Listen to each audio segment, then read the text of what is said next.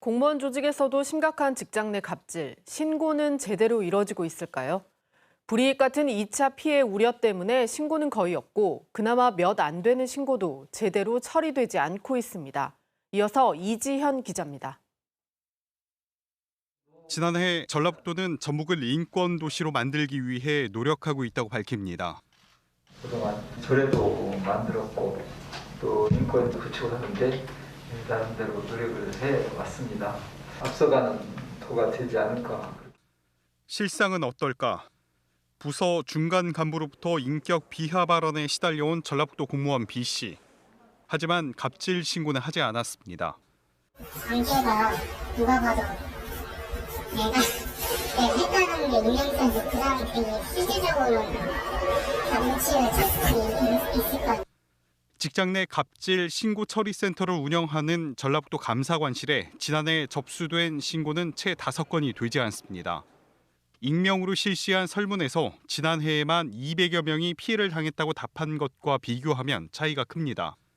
더 큰 문제는 몇 안 되는 갑질 신고 가운데 처분은 한 건도 내려지지 않았다는 데 있습니다.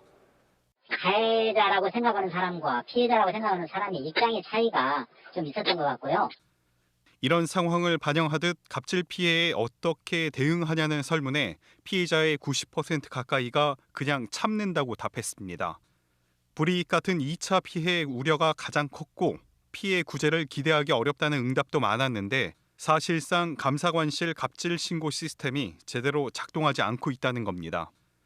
그 소수의 신고 접수는 정말 참다가 못해서 한계에 다다랐을 때 그 나타나는 현상인데요. 그런 점들을 정확하게 잘 반영을 해서 그 시스템들이 잘 작동을 해야 되는데 지금 상황은 시스템이 잘 작동하지 못하고 있다. 전문가들은 갑질 피해 신고를 제3자 입장에서 객관적으로 정확히 판단할 별도의 기구가 필요하다고 조언합니다. 불이익을 받지 않고 직장 내에서 생활할 수 있도록 하는 조치들이 필요한데 그런 점에서 이분들이 안심하고 직장 내 괴롭힘 문제를 신고할 수 있는 체계를부터 만들어가는 것이 우선일 것 같습니다. 또 갑질 피해 사실이 확인될 경우 합당한 징계와 피해자와의 분리 같은 분명한 처분도 요구됩니다. 다록을 한번 당하긴 했었는데 그때 이제 저는 원칙대로 이렇게 한번 해주길 바라고 그래서 그 당시 과장님이나 뭐 이런 절차대로 이렇게 했는데 결국 그냥 단체. 너무 속감망인 거죠. 한 해 2차례 직장 내 갑질 실태를 조사하고 상호 존중의 날 운영, 갑질 근절 캠페인 같은 다양한 노력을 하고 있다는 전라북도.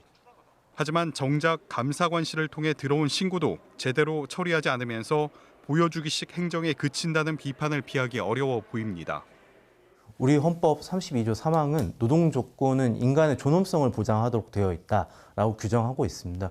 헌법과 법령을 준수하는 것은 지방자치단체의 의무죠. 그런 점에서 지방자치단체를 비롯한 공직사회부터 헌법과 법령에 있는 노동자의 권리를 보장할 수 있도록 적극적인 행정을 할 필요가 있다고 생각합니다.